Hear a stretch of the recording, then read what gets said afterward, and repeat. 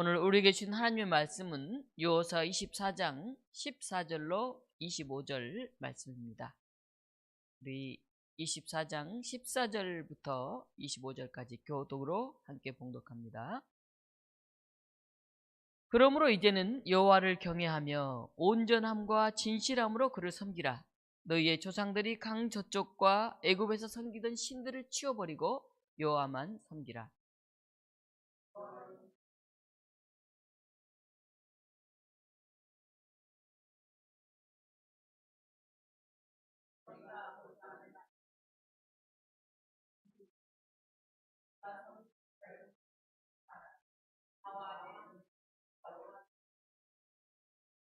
백성이 대답하여 이르되 우리가 결단코 여호와를 버리고 다른 신들을 섬기기를 하지 아니하오리니.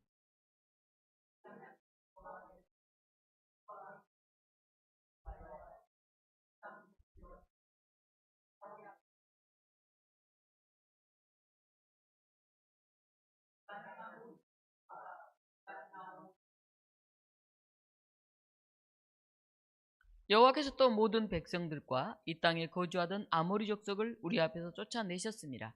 그러므로 우리도 여호와를 섬기리니 그는 우리 하나님이심이니라 하니라.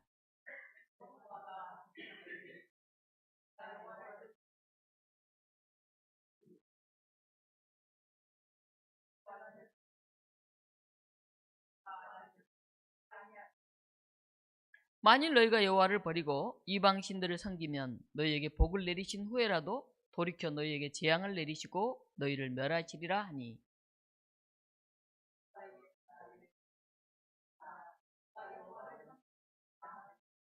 여호수아가 백성에게 이르되 너희가 여호와를 택하고 그를 섬기리라 하였으니 스스로 증인이 되었느니라 하니 그들이 이르되 우리가 증인이 되었나이다 하더라.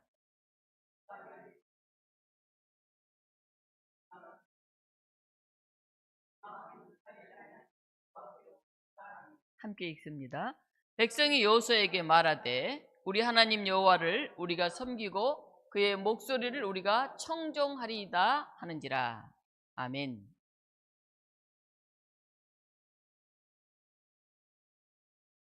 증인이라고 하는 그런 영화가 있습니다. 이한 감독이 만들었는데요.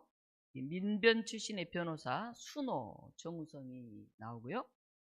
그가 아버지의 빚을 갚아야 하기 때문에 신념은 잠시 접어두고 대형 로펌에서 돈을 많이 받는 곳에 가서 일을 하게 됩니다.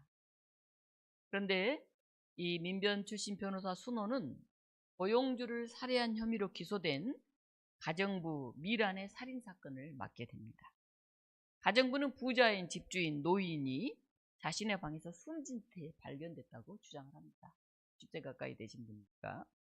근데 이 사건에 목격자가 있습니다. 바로 건너편 집에 살고 있는 고등학생 지우라고 하는 학생입니다.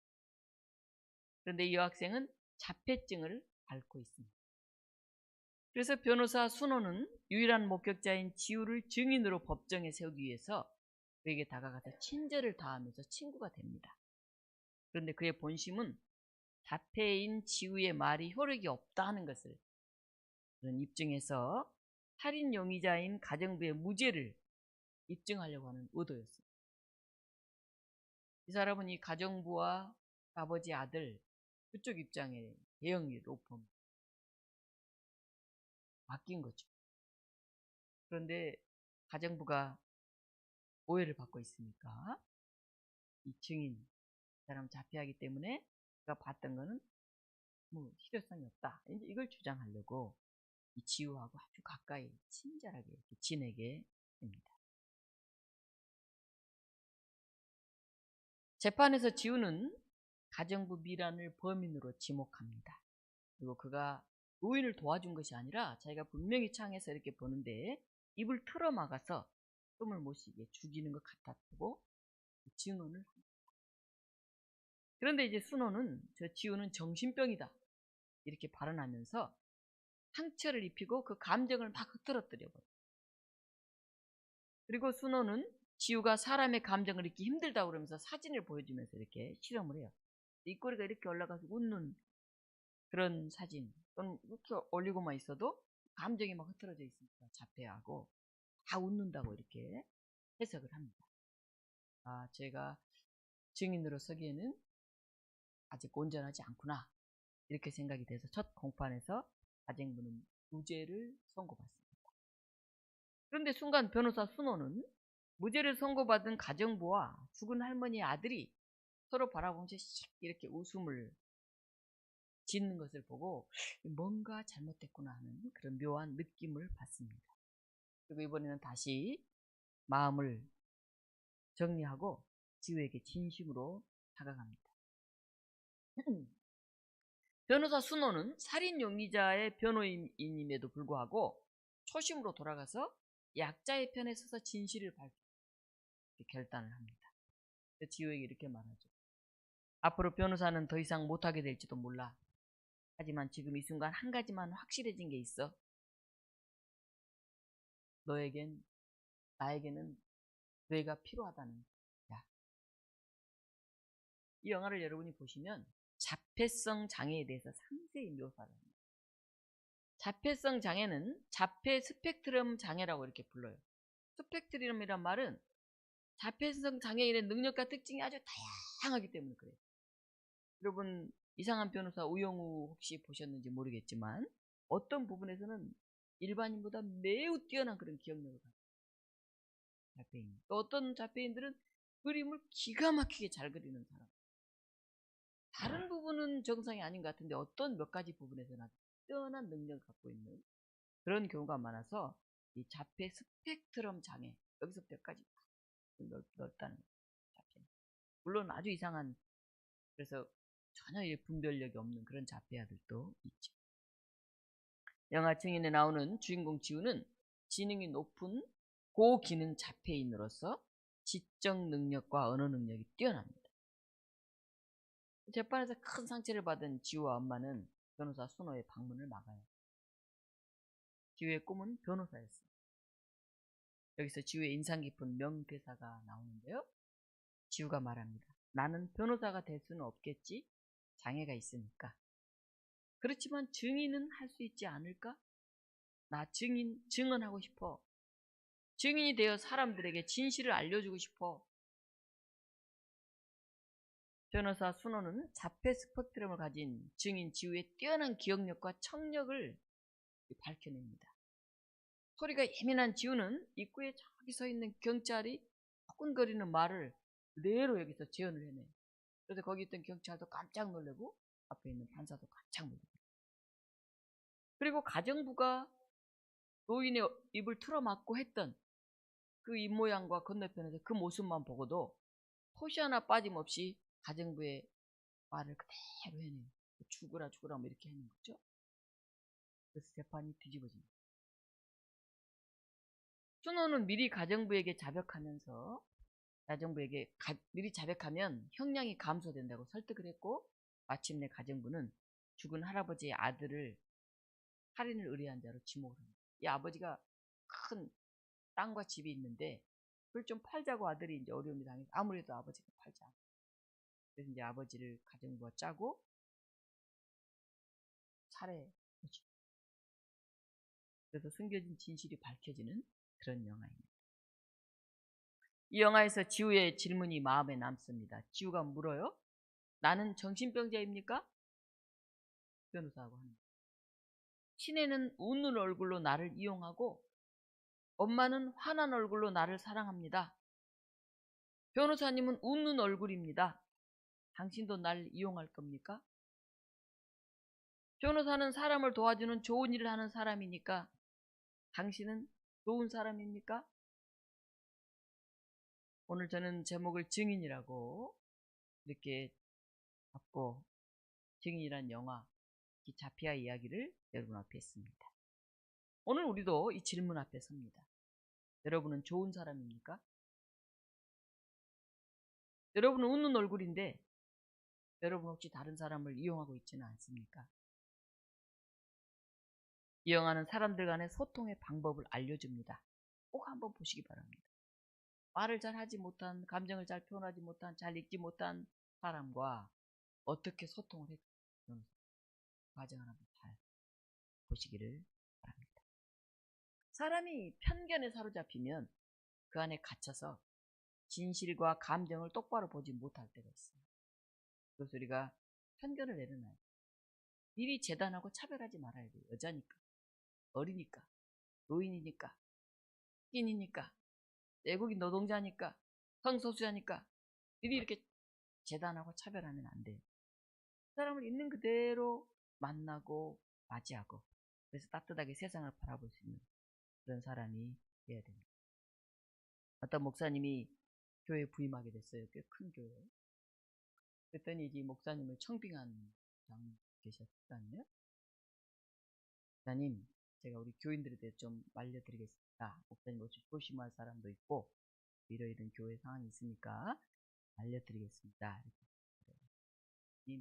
저는 사람들에 대해서는 아무 얘기도 듣지 않겠습니다. 그러면 어떻게 될까요? 딱 선입견이 생기죠. 아무 얘기도 듣지 않겠습니다. 그리고 제가 만나면서 경험하면서 저는 너무 감사해요. 그 마음은 너무 하나님에 대해서 제가 기도합니다. 이렇게 얘기했죠. 저 사람이 나쁜 사람인데 나한테는 좋은 사람이 되고 나한테는 좋은 사람이 되고 편견을 딱 가지면 그 관계를 이어가죠. 진실을 말한다는 것, 증인으로 선다는 것은 결코 쉬운 일이 아니에요. 용기와 결단이 필요합니다. 때로는 손해를 감수해야 되고 협박을 받거나 위험에 처하게 될 수도 있어요. 특히 사회적 약자들, 소수자들, 그런 사람 편에 선다는 것은 더더욱 그러합니다. 시간적으로도 그렇고 육체적으로도 그렇고 정신적으로도 그렇고 굉장히 피곤하게 될 때가 많아요. 그래서 사람들이 이렇게 말하죠. 돈이 되는 것도 아닌데 나서지 마라. 괜히 피곤해진다. 우리 어쩌면 그런 생각할지도 몰라요. 괜히 나섰다가 아이고 피곤해지면 어떡해? 그냥 내일이나 하자. 그러나 우리는 하나님의 증인들입니다. 예수 그리스도가 행하셨던 일을 계속해서 증거해야 돼요. 말로 전해야 하고 삶으로 증거해야 돼요. 이게 바로 전도예요. 전도라는 게 별게 아닙니다. 예수 그리스도의 그 도리를 세상에 널리 알리는 것, 그게 전도죠. 예수님 행하셨던 삶, 그분의 말씀, 기독교의 교리, 그걸 세상에 널리 전해서 사람들이 예수님을 바로 알게 하고 하나님 나라의 가치를 받아들이게 해야 합니다. 예수님 마지막으로 제자들에게 하신 말씀이 있어요. 부활 승천하시기 전에 땅끝까지 이르러 내 증인이 되라. 그렇게 말씀하셨어요. 만약 여러분이 이제 이 세상을 떠날 시간이 얼마 남지 않았다고 한다면 뭐 오늘 내일 뭐 정말 너무 짧은 시간밖에 남지 않았다고 한다면 여러분은 마지막으로 남기고 싶은 얘기가 뭘까요? 생각해 보셨나요? 내가 이 세상을 이틀밖에 앞으로 못하고 떠난다고 한다면 내 사랑하는 가족들, 내 사랑하는 친구들을 불러놓고 내가 뭐라고 말하고 싶어요? 생각해 보셨나요? 아직 죽을 날도 많이 남았는데 뭘 벌써 생각해? 이렇게 자신이 일평생 살면서 깨달은 그래 이 얘기를 내가 꼭 해주고 싶어. 세상을 떠나 그 가장 소중한 이야기를 여러분이 전하자. 오늘 본문이 바로 여호수아의 고별 설교예요. 이제 죽을 날이 얼마 남지 않는 것을 여호수아는 알았어요. 그래서 마지막 설교를 지금 모세와 함께 광야 40년 그 여정을 지나 전쟁도 하고 불평도 하고 불만도 있고 또 가나안에서 전쟁 그 많은 어려움을 지나서 드디어 가나안에 정착을 했습니다. 그리고 이제 죽음을 바라보는 여호수아는 이스라엘 백성들에게 무슨 얘기를 오늘 25절 우리 같이 한번 읽어보겠습니다. 25절 오늘 읽은 마지막 부분이에요. 그날에 여호수아가 세겜에서 백성과 더불어 언약을 맺고 그들을 위하여 율례와 법도를 제정하였더라. 언약을 맺고 법도를 제정하였다. 즉 인생의 마지막이 다가온 것을 직감한 지도자 여호수아는 백성들과 새롭게 계약을 갱신합니다. 이것은 모세가 시내산에서 하나님으로부터 십계명을 받고 그 백성들을 하나님과 계약을 맺은 백성이 되게 한 것을 우리에게 기억나게 합니다. 이것은 오늘 세겜에서 백성들과 신앙의 가치 체계를 다시 점검하고 새롭게 하는 것입니다. 우리 여호수아 24장은 이렇게 구성되어 있어요. 1절로 2절은 세겜의 회의가 나옵니다. 2절 뒷부분부터 13절까지는 역사를 회고해요. 옛날 하나님 우리를 이렇게 지켜주시고 인도하셨다 하면서 계약 체결 의식을 합니다. 그리고 14절로 24절에 여호수아는 두 번에 걸쳐서 똑같은 얘기 같은데 계속 반복해서 백성들에게 묻습니다. 그리고 거기에 대해서 백성들이 동의를 또 합니다. 그리고 오늘 마지막 25절부터 뒤에 읽지는 않았지만 28절까지 계약을 체결하고 그 증거로 큰 돌비석을 이야기합니다. 백성들과 언약을 갱신했던 세겜은 어디일까요? 세겜은 아브라함이 갈대아 우르를 떠나서 가나안 땅에 들어와서 처음으로 제단을 쌓았던 성스러운 지역이 바로 세겜입니다. 야곱이 형 에서를 피해서 하란의 외삼촌 집에서 20년 동안을 지내다가 다시 가나안으로 돌아와서 장막을 쳤던 것이 바로 세겜입니다. 세겜의 족장인 하몰의 아들에게 밭을 사고 단을 쌓고 그곳에 하나님을 가리켜서 이스라엘 하나님, 엘로헤 이스라엘이라고 고백했던 것이 바로 세겜입니다. 강간당한 딸로 인해서 아들들이 보복 살인을 일으켰어요. 그 후로 크게 각성하면서 각종 우상들을 묻어버렸던 해출발을 기약했던 그런 개혁의 장소가 바로 세겜입니다. 이스라엘 민족이 애굽에서 탈출하면서 가져온 요셉의 뼈를 묻었던 곳이 바로 세겜입니다. 가나안 땅에 들어온 이스라엘 백성이 아이성을 점령 후에 약속대로 계약을 새롭게 했고 맹세했던 바로 자리가 바로 세겜입니다. 세겜이 굉장히 많은 의미가 있는 사건들이 있어서 성스러운 곳이 바로 세겜입니다. 이런 역사적인 곳이었기 때문에 여호수아는 백성들을 세겜으로 다 불러들입니다. 그래서 거기서 언약을 갱신한 거예요. 새롭게 약속을 확인하고 점검하고 재계약을 하는 거예요. 더구나 세겜은 에발산과 그리심산, 저주의 산과 축복의 산 사이에 위치해 있어요. 그래서 족장시대 이래로 신성한 장소로 여겨져 온 늘 우상 척결 맹세의 중심으로 그렇게 지켜온 그곳에서 이제 언약 갱신을 합니다. 여러분이 소중하게 생각하는 지역이 있습니까? 난 독립교회가 너무 소중해. 거기 가면 내가 막 은혜가 되고 눈물이 나고 가슴이 막 떨리고 그래. 그런가요? 나는 어디 거기 내가 사랑했던 그 사람과 같이 갔던 그 자리 거기만 가면 나는 막 그가 생각이 나고 너무 엄숙해져. 나는 어디에 가면 정말 내 어머니가 내 손을 꼭 붙들고 기도해 주셨던 그 자리를 나는 잊지 못해. 그런 자리가 있어요. 오늘 본문인 14절에서 24절은 여호수아와 백성이 주고받은 두 번의 대화 형식으로 나와 있어요. 이것은 언약 갱신을 하면서 여호수아가 하나님의 말씀을 인용하여 이스라엘 백성의 지도자들과 나누는 그런 대화예요. 첫 번째 대화는 14절 15절인데 여호수아가 백성에게 누구를 섬길 것이냐 하고 묻습니다. 누구를 섬길 것이냐. 여러분 누구를 섬기십니까? 나 하나님 섬깁니다. 나에게는 예수 그리스도밖에 없어요. 여러분 자신있게 그렇게 얘기하세요?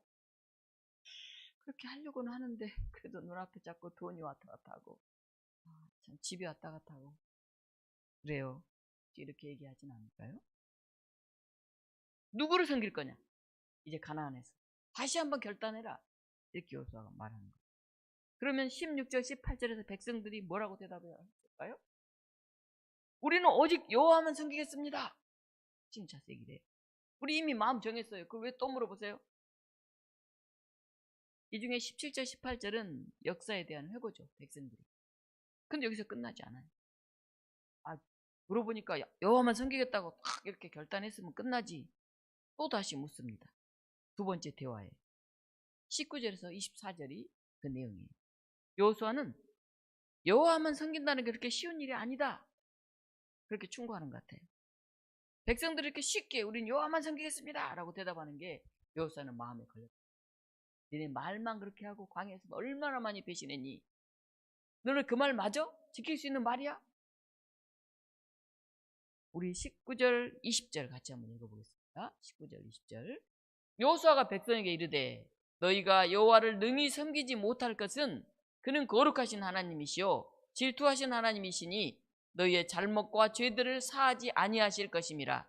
만일 너희가 여호와를 버리고 이방신들을 섬기면 너희에게 복을 내리신 후에라도 돌이켜 너희에게 재앙을 내리시고 너희를 멸하시리라 하니. 여호사가 말해요. 그래? 오직 하나님만 섬긴다고? 너희 그 쉽지 않는 일이야. 얼마나 거룩하신 하나님인데 너희 같은 죄된 사람들이. 하나님 질투하신 분이야. 잘못과 죄를 그냥 넘어가시지 않으셔. 너희가 만약 또 다시 이방신들을 섬기면 너에게 복을 내리셨다 하더라도 그걸 다시 취소하고 재앙을 내리시고 멸망을 시킬 거야. 이렇게 말해요. 그러자 오늘 21절에 백성이 여호수아에게 또 말합니다. 아닙니다. 우리가 여호와를 섬기겠나이다. 또 그렇게 말해요.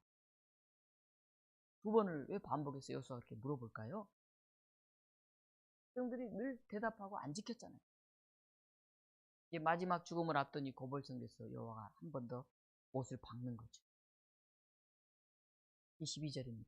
여호수아가 백성에게 이르되 너희가 여호와를 택하고 그를 섬기리라 하였으니 스스로 증인이 되었느니라.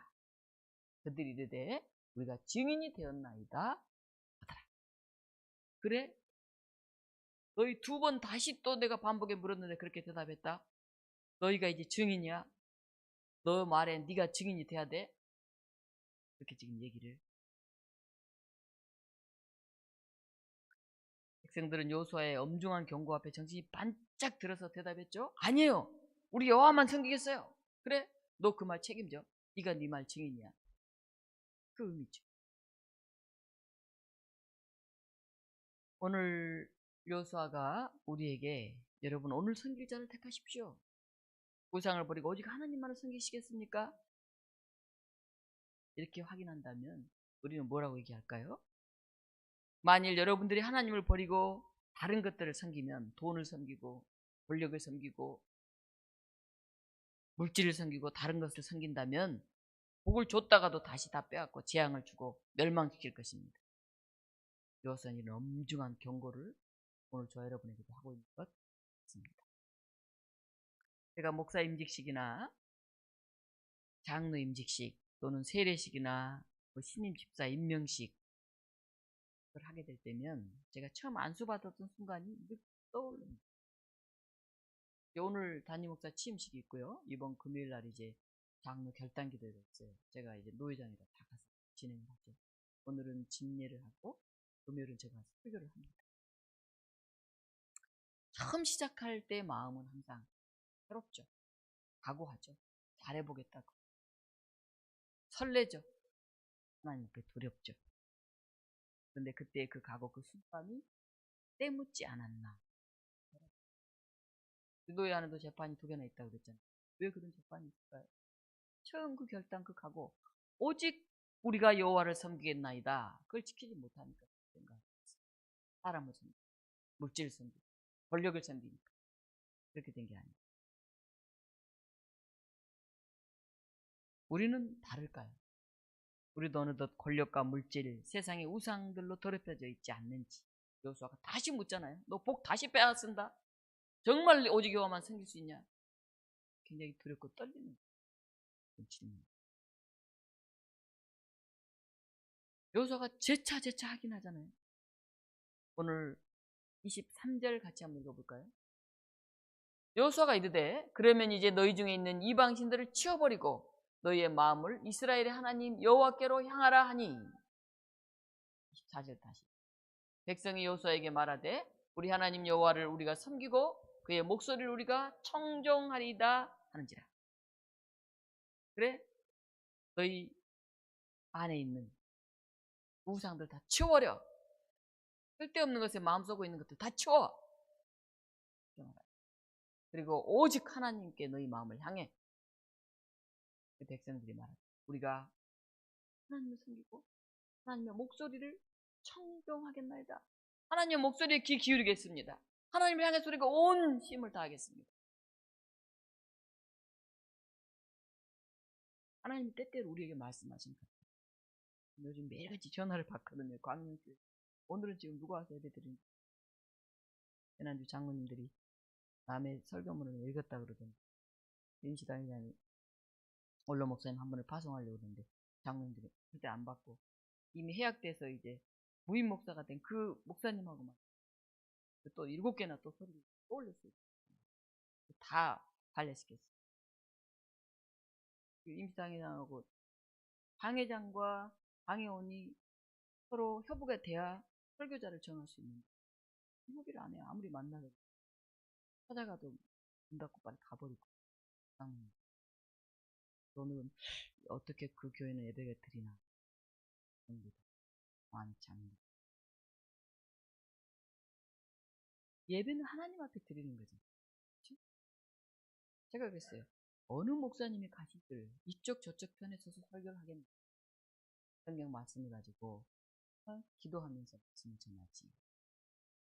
그러니까 서로 협의해서 같이 설교하는 모르겠어요. 어떻게 하면. 청종해야 되잖아요. 하나님의 목소리. 사람의 목소리를 청종해요. 어느 목사의 목소리를 청종하고 어느 장로의 목소리를 청종하고 서로 하나님이 아닌 사람의 목소리를 청종하는 곳마다 갈등과 아픔이 끊이지가. 일주일 후면 11일에 월요일에 기장 여성 안수 50주년이 됩니다. 그래서 우리 여성 목사들 연도별로 안수받은 순서를 쫙 우리 부지런한 총무가 써서 톡방에 올려서 빠진 사람 있냐고 물어보는데 491명이더라고요. 50명 기장의 여목. 제가 22호예요. 빠르죠? 그래서 이거 기장 여성 안수 50주년을 기념하면서 무명, 소명, 공명의 50년 이런 주제로 행사를 하더라고요. 처음에 무명이었죠. 여자들은 안수도 못 받고 아무리 열심히 일해도. 무명에서 이제 소명을 받아서 이제 목사가 됐는데 이제는 공께 어우러지는 그런 11일에 향림교에서 열리게 되는데요. 여러 가지 순서 중에 짧게 얘기하는 시간이 있는데 부목사들, 부교육자들, 부부 목회자들, 기관 목회자들 저에게 이제 담임 목회에 대해서 짧게 얘기를 해달라고 하는데 아직 준비를 하지 못했습니다. 제가 생각해보니까 1989년에 여목사 22호가 됐더라고요. 지금 올해로 35년째. 오늘 새삼스럽게 저와 우리 교우들에게 들려주시는 여호수아의 엄정한 경고, 엄중한 충고 앞에 다시 서야 되겠다. 한국 교회 이렇게 어려워. 서울 안에 교우들도 이렇게 갈등들이. 오늘 우리가 이렇게 느슨해져 있는데 입으로만 예 하나님 섬기겠습니다. 그리고 맨날 돌아서서 또 다시 어려움 속에 빠지는 질문 앞에 이 말씀 앞에 다시 서야 되겠다 생각이 듭니다. 여호와만 섬긴다는 게 그렇게 쉽다고 얘기하는 거예요. 사람은 누구나 연약해질 수 있어요. 저나 여러분도 영원하지 않죠. 그래서 비난만 하지 말고 그럴 때 초심을 회복할 수 있도록 다시 처음에 그 고백을 지킬 수 있도록 도와야 해요. 목사인 저도 나약해질 때도 있고 욕심이 올라올 때도 있고 비겁해질 때도 있어요. 그럴 때 신실하게 살아가는 어느 권사님, 어느 집사님 그 모습을 보면서 내가 다시 힘들도 좋고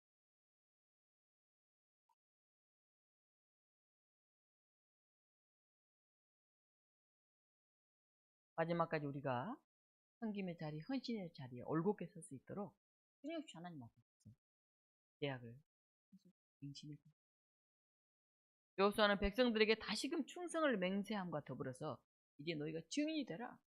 증인으로 살아라. 이렇게 바로 신앙 고백에 관한 증인이 바로 여러분들 아니냐. 오늘 우리는 다시 세겜에 서야 될 것 같습니다. 내가 처음 세례받았다. 내가 처음 직분받았다.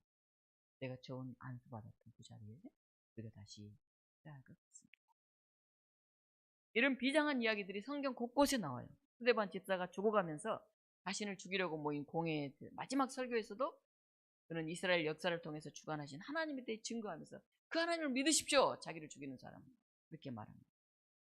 복음을 전하다 바울의 감옥에 갇힌 바울도 마지막 변론한 기회를 얻어요. 바울은 아그리파 왕 앞에서 자기가 무죄라고 변호하기보다는 자기 인생 가운데 찾아오셔서 자기 삶을 소리쳐 변화시켰던 그 주님을 증거하면서 하나님을 믿으라고. 그거를. 성경에 나오는 믿음의 사람들은 그 마지막 순간에 모두가 하나님의 증인으로 우뚝 섰습니다. 그리고 우리에게 간절히 말합니다. 여러분, 하나님 나라의 증인이 되십시오. 예수 그리스도의 복음의 증인으로 사십시오.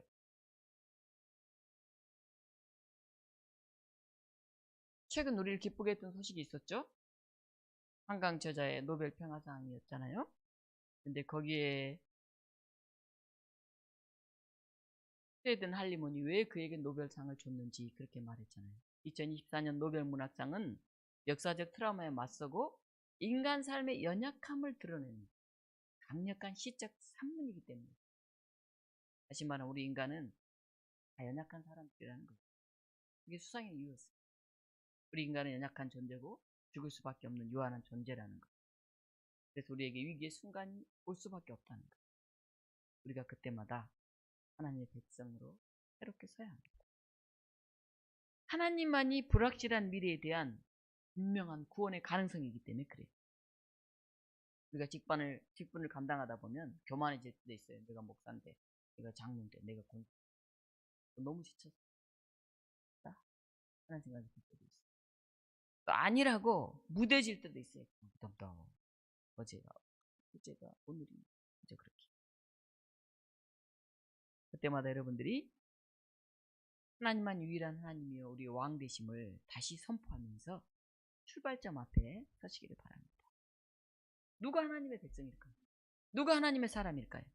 그의 나라와 의를 구하는 사람, 세상의 우상이 아닌 오직 하나님께만 봉사하는 사람, 하나님을 섬기기 위해서 오늘도 기도하며 땀 흘리는 사람, 그들이 바로 하나님의 백성입니다. 목사냐 장로냐 권사냐 중요하지 않아요. 그 나라의 백성이 많아지고 오늘 또 함께 섬길 사람들로 우리가 세워져 감을 기뻐하고 감사할 수 있습니다. 기도하겠습니다. 하나님, 우리가 하나님 나라의 증인들이 되게 해주십시오. 예수 그리스도의 증인이 되게 해주십시오. 우리의 마음이 무뎌지고 우리가 교만해지고 우리가 죄된 길로 돌아설 때 다시 하나님을 만났던 그 체험의 자리, 그 세겜 언약의 자리, 그 자리에 다시 올곧게 서게 하셔서 하나님 만나게 하시고 고백하게 하시고 새롭게 결단하게 하여 주시옵소서. 이 시간 우리 함께 침묵으로 기도하겠습니다. 하나님, 오늘 다시 세겜에 삽니다. 무뎌졌던 마음들 하나님 앞에 내어놓습니다. 세상의 우상 가득 차 있는 우리의 눈을 맑게 해주시옵소서. 혼탁한 소리들로 가득 차 있는 우리의 귀를 열어주셔서 하나님의 음성을 우리가 듣게 하여 주시옵소서. 하나님, 우리를 흔들어 주시고 우리에게 다가와 주셔서 우리가 입을 열어 예수 그리스도를 증거하게 하여 주시옵소서. 하나님, 우리의 부족함을 고백합니다. 우리의 죄됨을 고백합니다. 우리를 용서하여 주시옵소서. 우리의 연약함을 그럼에도 불구하고 우리를 사랑해 주시고 그럼에도 불구하고 우리를 택해 주신 주님의 그 놀라운 은총 앞에 엎드리게 하시고 고백하게 하여 주시옵소서. 감사하게 하여 주시옵소서. 회개하게 하여 주시옵소서. 새롭게 결단하게 하여 주시옵소서. 우리 앞에 나가오신 예수 그리스도